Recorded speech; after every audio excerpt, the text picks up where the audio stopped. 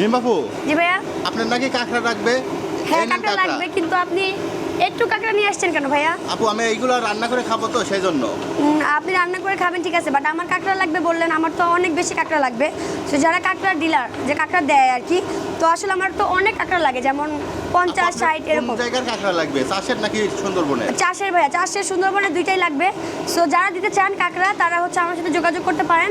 উত্তরা দিয়াবাড়ি 50-51 নম্বর pillar বউবাজারে এসে আমার নাম বললেই হবে যে কাঁকড়া সাপ্লায়ার বা আপনি কাঁকড়া ডিলার, তো তাহলেই হবে। সো কাঁকড়া আমার অনেক বেশি পরিমাণে লাগে, একজন কাঁকড়া দিচ্ছে আমার হচ্ছে না, মানে হচ্ছে না আর কি।